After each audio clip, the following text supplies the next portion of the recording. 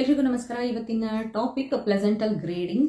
So ಪ್ಲೆಸೆಂಟಲ್ grading ಅಂದ್ರೆ ಏನು and placenta grade 1, placenta grade 2, placenta grade 3 ಅಂದ್ರೆ ಏನು, ಸೊ ಯಾವುದು ಇಂಪಾರ್ಟೆಂಟು, ಪ್ಲೆಸೆಂಟ ಗ್ರೇಡ್ 3 ಇತ್ತು ಅಂತಂತಂದ್ರೆ ಏನ್ ಮಾಡಬೇಕು, ಅದರಿಂದ ಏನೆಲ್ಲ ಆಗಬಹುದು ಅನ್ನೋದನ್ನ ಇವತ್ತಿನ ವಿಡಿಯೋನಲ್ಲಿ ತಿಳ್ಕೊಳ್ಳೋಣ ಬನ್ನಿ. ಸೊ ಫಸ್ಟ್ ಥಿಂಗು, ಪ್ಲೆಸೆಂಟಲ್ ಗ್ರೇಡಿಂಗ್ ನ ಯಾವ ಆಧಾರದ ಮೇಲೆ ಮಾಡ್ತಾರೆ ಅಂತಂತಂದ್ರೆ ಪ್ಲೆಸೆಂಟ ಹೇಗೆ ಕಾಣಿಸುತ್ತೆ ಅನ್ನೋ ಆಧಾರದ ಮೇಲೆ ಗ್ರೇಡಿಂಗ್ ನ ಕೊಡ್ತಾರೆ. ಆಯ್ತಾ, ಇಷ್ಟಿತ್ತು ಹಿಂಗಿತ್ತು ಅಂತಂತಂದ್ರೆ ಇಷ್ಟಿತ್ತು, ಕಣ್ಣು ಮೂಗು ಮಾತ್ರ ಬಂದಿದೆ ಅಂತಂದ್ರೆ 1 ಗ್ರೇಡ್. ಓಕೆ, ಇಷ್ಟು ದೊಡ್ಡದಾಗಿದೆ, ಕಣ್ಣು ಮೂಗು ಬಾಯಿ ಕಿವಿ ಎಲ್ಲ ಬಂದಿದೆ ಅಂತಂತಂದ್ರೆ ಇನ್ನೊಂದು ಗ್ರೇಡ್. ಇಷ್ಟು ದೊಡ್ಡದಾಗಿದೆ, ಕಣ್ಣು ಮೂಗು ಬಾಯಿ ಕಿವಿ ಆ್ಯಂಡ್ ಅದ್ರ ಜೊತೆ ಕೂದಲು ಬಂದಿದೆ ಅಂತಂತಂದ್ರೆ ಬೇರೆ ಗ್ರೇಡ್. ಓಕೆ, ಸೊ ಈ ತರ ಒಂದು ಎಕ್ಸಾಂಪಲ್ ಅಷ್ಟೇ ಅದು. ಆಯ್ತಾ, ಈ ತರ ಅಪಿಯರೆನ್ಸ್ ಮೇಲೆ ಪ್ಲೆಸೆಂಟ್ ಆಗಿ ಗ್ರೇಡ್ ನ ಕೊಡ್ತಾ ಹೋಗ್ತಾರೆ, 0, 1, 2, 3 ಅಂತ. ಆಯ್ತಾ, ಸೊ ಅದಕ್ಕಿಂತ ಮುಂಚೆ ಪ್ಲೆಸೆಂಟ ಅಂದ್ರೆ ಏನ್ ಹೇಳಿ, ಹೊಕ್ಕಳ ಬಳ್ಳಿ ಅಥವಾ ಮಾಸ್ ಚೀಲ ಅಂತ ಹೇಳ್ತಾರೆ. ಇದು ಯಾವಾಗ ಬರುತ್ತೆ, ಮಗು ಹುಟ್ಟಿದ ತಕ್ಷಣ, ಮಗು ಹುಟ್ಟೋಕ್ಕಿಂತ ಮುಂಚೆ ಬರುವಂತಹ ಪಾರ್ಟ್ ಒಂದು ಅಂಗ ಅದು. ಆಯ್ತಾ, ಏನು ಅಂದ್ರೆ ಮಗುವಿನ ಹೊರಗಡೆ ಬೆಳೆಯುವಂತಹ ಅಂಗ ಅಂತಾನೆ ಹೇಳಬಹುದು. ಆಯ್ತಾ, ಮಗು ಹೇಗೆ ಬೆಳೀತಾ ಬೆಳೀತಾ ಬೆಳೀತಾ ಹೋಗುತ್ತೆ, ಪ್ಲೆಸೆಂಟ ಕೂಡ ಬೆಳೀತಾ ಬೆಳೀತಾ ಬೆಳೀತಾ ಬೆಳೀತಾ ಹೋಗುತ್ತೆ, ಆಸ್ ಲೈಕ್ ಅಣ್ಣ ತಮ್ಮ. ಆಯ್ತಾ, ಸೊ ಇವ್ರು ಏನು ಅಂದ್ರೆ ಟ್ವಿನ್ಸ್ ತರ ಈ ಪ್ಲೆಸೆಂಟ ಥ್ರೂನೇ ಮಗುವಿಗೆ ತಾಯಿ ಕಡೆಯಿಂದ ಬರಬೇಕಾಗಿರೋ ಅಂತಹ ಆಕ್ಸಿಜನ್ ಆಗಿರ್ಬೋದು, ನ್ಯೂಟ್ರಿಯೆಂಟ್ಸ್ ಆಗಿರ್ಬೋದು ಬಂದು ಮಗುವಿಗೆ ಸೇರುತ್ತೆ. ಯಾವಾಗ ಈ ಪ್ಲೆಸೆಂಟ ಸರಿಯಾಗಿ ಕೆಲಸ ಮಾಡಲ್ಲ, ಆವಾಗ ಮಗುವಿಗೆ ಎಫೆಕ್ಟ್ ಆಗ್ತಾ ಆಗ್ತಾ ಆಗ್ತಾ ಹೋಗುತ್ತೆ. ಆಯ್ತಾ, ಸೊ ಇಷ್ಟೇ ಸಿಂಪಲ್. ಸೊ ಹಾಗಾಗಿನೇ ಪ್ಲೆಸೆಂಟಾದ ಹೆಲ್ತ್ ತುಂಬಾ ಇಂಪಾರ್ಟೆಂಟ್ ಯಾವ್ದ್ರಲ್ಲಿ, ಮಗುವಿನ ಬೆಳವಣಿಗೆನಲ್ಲಿ. ಆಯ್ತಾ, ಸೊ ಹಾಗಾಗಿ ಪ್ಲೆಸೆಂಟಲ್ ಗ್ರೇಡಿಂಗ್ ಯಾಕೆ ಮಾಡಿದ್ದಾರೆ ಅಂತಂದ್ರೆ ಪ್ಲೆಸೆಂಟ ಹೇಗೆ ಬೆಳೀತಾ ಇದೆ, ಚೆನ್ನಾಗಿದೆನೋ ಇಲ್ವೋ, ಹೆಲ್ದಿ ಆಗಿದೆನೋ ಇಲ್ವೋ ಅನ್ನೋದನ್ನ ತಿಳ್ಕೊಳ್ಳೋದಕ್ಕೋಸ್ಕರನೇ ಪ್ಲೆಸೆಂಟಲ್ ಗ್ರೇಡಿಂಗ್ ಮಾಡಿದ್ದಾರೆ. ಇದಕ್ಕೆ ನಾವೇನಾದ್ರೂ ಮಾಡ್ಬೋದಾ ಅಂತಂದ್ರೆ ಖಂಡಿತವಾಗ್ಲೂ ನಿಮ್ ಕೈಯಲ್ಲಿ ಏನೂ ಇಲ್ಲ. ಆಯ್ತಾ, ಸೊ ಪ್ಲೆಸೆಂಟ 0 ಇದ್ರೂ ನೀವೇನು ಮಾಡೋಕ್ಕಾಗಲ್ಲ, 1 ಇದ್ರೂ ನೀವೇನು ಮಾಡೋಕ್ಕಾಗಲ್ಲ, 2 ಇದ್ರೂ ನೀವೇನು ಮಾಡೋಕ್ಕಾಗಲ್ಲ, 3 ಇದ್ರೂ ಏನು ಮಾಡೋಕ್ಕಾಗಲ್ಲ. So don't worry about it at all. ಅದ್ರಲ್ಲಿ ಬಂದಿರುತ್ತೆ ಸ್ಕ್ಯಾನ್ ರಿಪೋರ್ಟ್ ಅಲ್ಲಿ ಪ್ರತಿಯೊಂದು ಟ್ರೈಮೆಸ್ಟರ್ ಅಲ್ಲಿ ಯಾವ ಗ್ರೇಡ್ ಪ್ಲೆಸೆಂಟ ಇದೆ ಅನ್ನೋದು ಬರ್ದಿರ್ತಾರೆ. ಆದ್ರೆ ನೀವು ನಿಮ್ ಕಡೆಯಿಂದ ನೀವೇನು ಮಾಡೋದಕ್ಕೆ ಆಗೋದಿಲ್ಲ. So don't worry about it, just chill. So ಯಾವ್ಯಾವ ಟೈಮಲ್ಲಿ ಯಾವ್ಯಾವ ಗ್ರೇಡ್ ಇರುತ್ತೆ ಯೂಶುವಲ್ ಆಗಿ ಅಂತಂದ್ರೆ, ಗ್ರೇಡ್ 0 ಯಾವಾಗಿರುತ್ತೆ ಅಂತಂದ್ರೆ 22 ವೀಕ್ಸ್ಗಿಂತ ಮುಂಚೆ ಗ್ರೇಡ್ 0 ಇರುತ್ತೆ ಯೂಶುವಲ್ ಆಗಿ. ಅಂಡ್ ಗ್ರೇಡ್ 1 22 ವೀಕ್ಸ್ ಇಂದ 32 ವೀಕ್ಸ್ ವರೆಗೂ ಗ್ರೇಡ್ 1 ಇರುತ್ತೆ. 32 to 36th ವೀಕ್ ವರೆಗೂ ಗ್ರೇಡ್ 2 ಇರುತ್ತೆ. 36 ಮೇಲೆ ಗ್ರೇಡ್ 3 ಪ್ಲೆಸೆಂಟ ಇರುತ್ತೆ. ಆಯ್ತಾ, ಸೊ ಗ್ರೇಡ್ 3 ಪ್ಲೆಸೆಂಟ ಯಾವ ಟೈಮಲ್ಲಿ ಇರುತ್ತೆ, ಯೂಶುವಲ್ ಆಗಿ 36 ವೀಕ್ ಆನ್ವರ್ಡ್ಸ್. 36 ವೀಕ್ ಅಂತಂತಂದ್ರೆ ಆಲ್ಮೋಸ್ಟ್ 9th ಮಂತ್ ಬಂದ್ಬಿಟ್ಟಿರ್ತೀರಾ ನೀವು. ಆಯ್ತಾ, ಸೊ ಆ 9th ಮಂತ್ ಅನ್ನೋ ಅಷ್ಟೊತ್ತಿಗೆ ನಿಮ್ಮ ಮಗು ಕೂಡ ಚೆನ್ನಾಗಿ ಬೆಳವಣಿಗೆ ಆಗಿರುತ್ತೆ. ಆ ಟೈಮಲ್ಲಿ ಪ್ಲೆಸೆಂಟ ಕೂಡ ಮೆಚುರಿಟಿನ ರೀಚ್ ಆಗಿರುತ್ತೆ. ಮೆಚುರಿಟಿ ಅಂತಂತಂದ್ರೆ ಲಾಸ್ಟ್ ಸ್ಟೇಜ್ ಆಫ್ ಗ್ರೋತ್ ಅಷ್ಟೇ. ಅದಾದ್ಮೇಲೆ ಮುಂದಕ್ಕೆ ಪ್ಲೆಸೆಂಟ ಬೆಳೆಯೋದಿಲ್ಲ. ಆಯ್ತಾ, it becomes dry. So dry ಆಗ್ತಾ ಆಗ್ತಾ ಆಗ್ತಾ ಹೋಗುತ್ತೆ. ಅದು ಯಾವಾಗ ಬೆಳವಣಿಗೆ ಸ್ಟಾಪ್ ಮಾಡುತ್ತೆ ಅದ್ರ ತಕ್ಕನಾಗಿನೇ ಡ್ರೈ ಆಗ್ತಾ ಹೋಗಕ್ ಸ್ಟಾರ್ಟ್ ಆಯ್ತು ಅಂತಂದ್ರೆ ಮಗುವಿಗೆ ಸಿಗಬೇಕಾದಂತಹ ನ್ಯೂಟ್ರಿಷನ್ ಕಮ್ಮಿ ಆಗ್ತಾ ಆಗ್ತಾ ಆಗ್ತಾ ಆಗ್ತಾ ಹೋಗುತ್ತೆ. ಸೊ ಇದು ಮ್ಯಾಟರ್. ಸೊ ಯಾಕೆ ಲಾಸ್ಟ್ ಮಂತ್ ಅಲ್ಲಿ ನಿಮಗೆ ಪ್ಲೆಸೆಂಟ ಗ್ರೇಡ್ 3 ರೀಚ್ ಆಗುತ್ತೆ ಅಂದ್ರೆ, ಆಯ್ತು ಇನ್ನೇನು ಮಗು ಬೆಳವಣಿಗೆ ಆಯ್ತು, ಇನ್ನ ಮಗು ಮುಂದಕ್ಕೆ ಬೆಳವಣಿಗೆನೂ ಆಗಲ್ಲ, ಇನ್ ಯಾವಾಗ ಬೇಕಾದ್ರೂ ಮಗು ಡೆಲಿವರಿ ಆಗಿ ಆಚೆ ಹೋಗ್ಬೋದು. ಸೊ ಅಂತ ಟೈಮಲ್ಲಿ ನಾನು ಒಬ್ಬನೇ ಬೆಳೆದು ಏನ್ ಮಾಡ್ಲಿ ಅಂತಂತ ಹೇಳ್ಬಿಟ್ಟು ಪ್ಲೆಸೆಂಟ ಕೂಡ ಅಲ್ಲಿಗೆ ತನ್ನ ಬೆಳವಣಿಗೆನ ಸ್ಟಾಪ್ ಮಾಡುತ್ತೆ ಯೂಶುವಲ್ ಆಗಿ. ಸೊ ಈ ತರ ನಾರ್ಮಲ್ ಆಗಿ ವೀಕ್ಸ್ ಅಕಾರ್ಡಿಂಗ್ ನಿಮ್ಗೆ ಗ್ರೇಡಿಂಗ್ ಇತ್ತು ಅಂತಂತಂದ್ರೆ ತಲೆ ಕೆಡಿಸ್ಕೊಳ್ಳೋ ಅಷ್ಟು ಅವಶ್ಯಕತೆ ಇಲ್ಲ.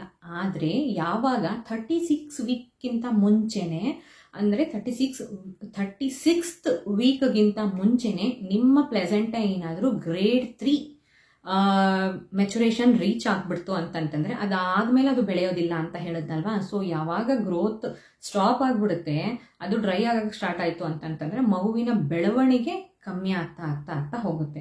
ಆಯ್ತಾ, ಸೊ ಇದು ಮೋರ್ ಇಂಪಾರ್ಟೆಂಟ್. ಆಯ್ತಾ, ಸೊ ಯಾಕೆ ಅಂತಂದ್ರೆ ಮಗುವಿನ ಬೆಳವಣಿಗೆ ಮೇಲೆ ಅಫೆಕ್ಟ್ ಆಯ್ತು ಅಂತಂತಂದ್ರೆ, ಮಗು ಬೆಳಿಲಿಲ್ಲ ಅಂತಂತಂದ್ರೆ ಫಿಸಿಕಲ್ ಆಗಿ ಮಗುವಿನ ಅಪಿಯರೆನ್ಸ್ ಕೂಡ ಅಫೆಕ್ಟ್ ಆಗ್ತಾ ಹೋಗುತ್ತೆ. ಓಕೆ, ಸೊ ಈ ತರ ಗ್ರೇಡ್ 3 ಪ್ಲೆಸೆಂಟ ಟೈಮ್ಕಿನ್ನ ಮುಂಚೆನೆ ಆಯಿತು ಅಂತಂದರೆ ಏನೆಲ್ಲ ಪ್ರಾಬ್ಲಮ್ ಆಗುತ್ತೆ ಅನ್ನೋದನ್ನು ನೋಡೋಣ.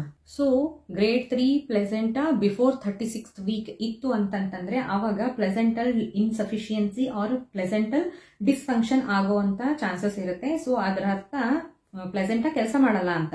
ಸೊ ಯಾವಾಗ ಪ್ಲೆಸೆಂಟಾ ಕೆಲಸ ಮಾಡಲ್ಲ ಆವಾಗ ಬೇಕಾಗಿರುವಂತಹ ನ್ಯೂಟ್ರಿಯೆಂಟ್ಸು ಮಗುವಿಗೆ ಸಿಗಲ್ಲ.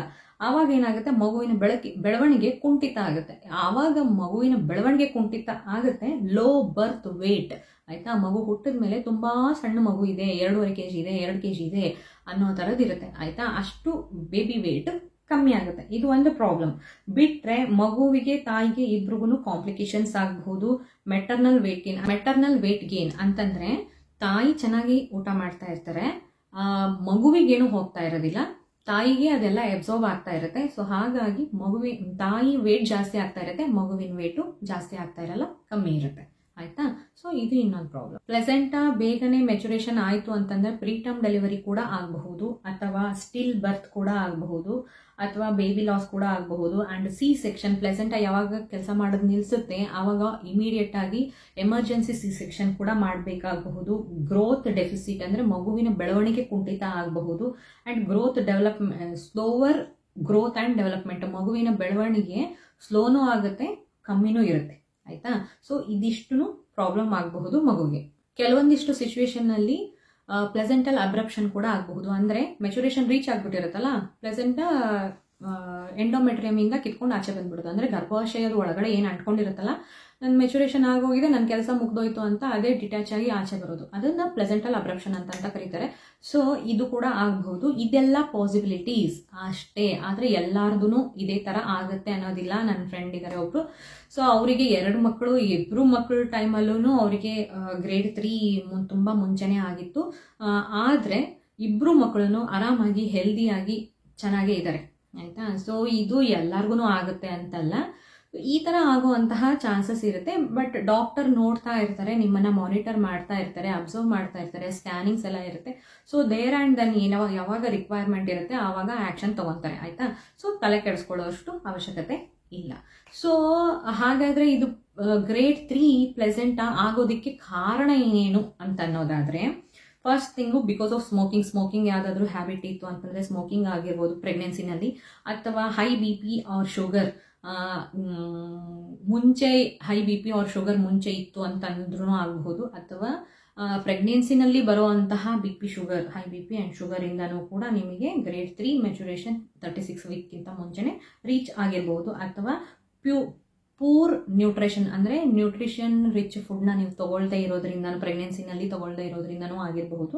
ಅಥವಾ ಹೈ ಏಜ್, ತುಂಬಾ ಏಜ್ ಜಾಸ್ತಿ ಇದ್ದು ಕನ್ಸೀವ್ ಆಗಿರ್ತಾರಲ್ಲ ಅಂಥವ್ರಿಗೆ. ಸೊ ಬಟ್ ಏನು ಅಂತಂದ್ರೆ ನನ್ನ ಫ್ರೆಂಡ್ ಕೇಸ್ನ ಹೇಳಿದ್ನಲ್ಲ, ಅವಳು ಸ್ಮೋಕಿಂಗ್ ಮಾಡ್ತಾ ಇರಲಿಲ್ಲ, ಅವ್ರ ಏಜೂ ಮ್ಯಾಟರ್ ಆಗಲಿಲ್ಲ. ಯಾಕಂತಂದ್ರೆ ವೆನ್ ಅವರು ಫಸ್ಟ್ ಮಗು ಹುಟ್ಟಿದವಾಗ ಅವ್ರಿಗೆ 24 ಅಂತೆ, 2ನೇ ಮಗು ಹುಟ್ಟಿದವಾಗ 35 ಅಂತೆ. ಸೊ ಸ್ಟ್ರೈಟ್ ಅವೇ ಎರಡೂ ಚಿಕ್ಕ ಏಜಲ್ಲೂ ಮಗು ಆಗಿತ್ತು, ಅವಾಗೂ ಗ್ರೇಡ್ 3 ಇತ್ತು. ಸೊ ಆಮೇಲೆ 35 ಕನ್ಸೀವ್ ಆಗಿದ್ದಾರೆ, ಅವಾಗೂ ಮಗು ಹೆಣ್ಮಗು ಆಯಿತು, ಬಟ್ ಅವಾಗಲೂ ಗ್ರೇಡ್ 3 ಇತ್ತು. ಸೊ ಏಜ್ ಡಸಂಟ್ ಮ್ಯಾಟರ್ ಅಂತ ಅನ್ನಿಸ್ತು. ಬಟ್ ಇನ್ನೊಂದೇನು ಅಂತಂದ್ರೆ ಆಕೆಗೆ ಶುಗರ್ ಇರಲಿಲ್ಲ, BP ಇರಲಿಲ್ಲ, ಎಂತನೂ ಇರಲಿಲ್ಲ, ಆದ್ರೂ ಗ್ರೇಡ್ 3 ಪ್ಲೆಸೆಂಟಾ ಇತ್ತು. ಸೊ ಇದಿಷ್ಟು ಪಾಸಿಬಲ್ ರೀಸನ್ಸ್ ಕೊಟ್ಟಿರೋ possible reasons as per research ಅಷ್ಟೇ. ಆದರೆ ತುಂಬ ಕೆಲವೊಂದಿಷ್ಟು ಏನು ಅಂತಂದರೆ ಎಲ್ಲದಕ್ಕೂ ಮೀರಿ ಒಬ್ಬನಿರ್ತಾನೆ ಆಯಿತಾ. ನಿಮಗೆ ಏನು ಕೊಡಬೇಕು ಅನ್ನೋದಿರುತ್ತೆ, ನಿಮ್ಮ ಪಾಲಿಂದ ಏನಿರುತ್ತೆ ಅದು ನಿಮಗೆ ದಕ್ಕುತ್ತೆ ಆಯಿತಾ. So don't worry. ಇದಿಷ್ಟೇ ಗ್ರೇಡ್ 3 ಪ್ಲೆಸೆಂಟಾ ಬಗ್ಗೆ. ಯೋಚನೆ ಮಾಡೋಷ್ಟು ಅವಶ್ಯಕತೆ ಇಲ್ಲ.